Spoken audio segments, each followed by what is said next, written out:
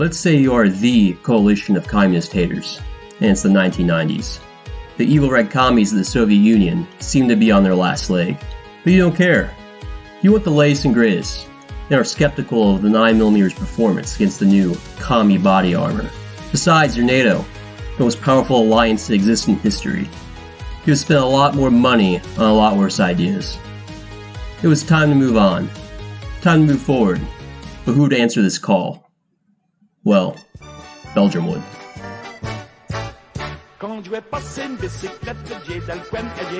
The Belgian headquartered firearms manufacturer, Fabriek Nationale Herstel, or FN, felt like they had a solution to NATO's perceived problem.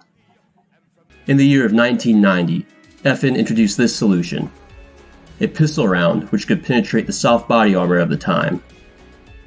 Introducing the FN57, a new take on what a handgun round could be.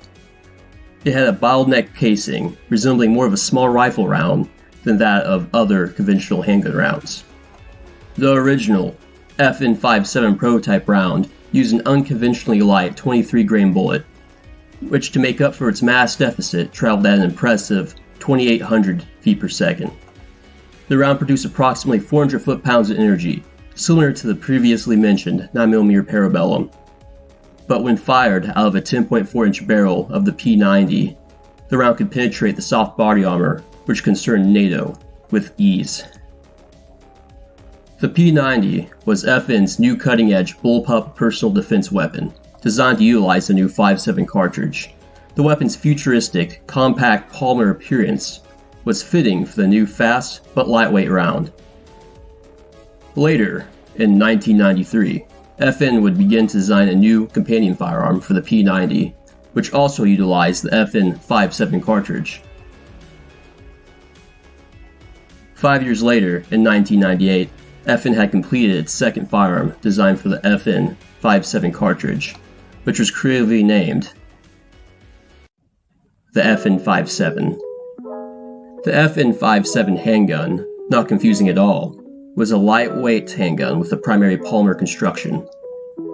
Those using the P90 and FN 5.7 handgun would only have to carry one modular type of ammunition for both their primary weapon and sidearm. One of the greatest advantages of the FN 5.7 cartridge compared to the commonly used 9mm Parabellum was its smaller overall diameter. This smaller diameter allowed platforms which use the 5.7 to have a higher ammunition capacity compared to the 9mm counterparts. An example of this would be the P90's magazine, which contained up to 50 rounds of 5.7, far outclassing the 9mm competition in terms of capacity. The standard magazines used by the FN 5.7 handgun also took advantage of the round's smaller diameter, allowing its standard capacity magazines to hold up to 20 rounds in a lightweight platform.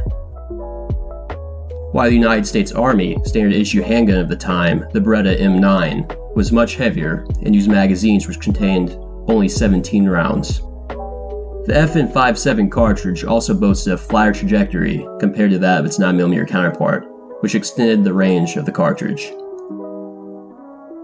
In 1991, the FN 5.7 cartridge was put through its first test, when it was first used by the Belgian Special Forces during the Gulf War. Later the round would be adopted by the United States Secret Service due to the tendency of the platforms using the round to have a higher capacity and a more compact package than other weapon platforms. Nations such as Canada, France, Austria, and Poland would later adopt the 5.7 cartridge in some manner.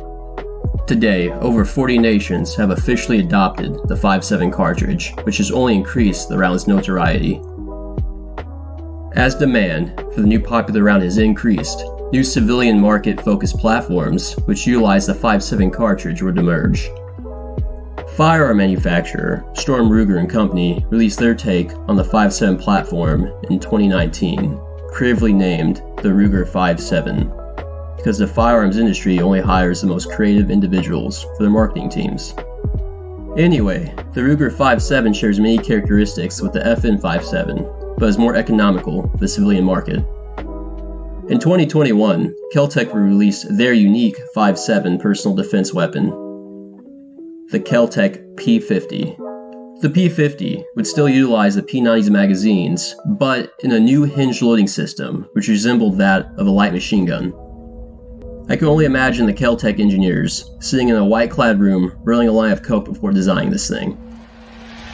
Anyways, with multiple nations using the round, and growing civilian demand, the future looks bright for the relatively young round.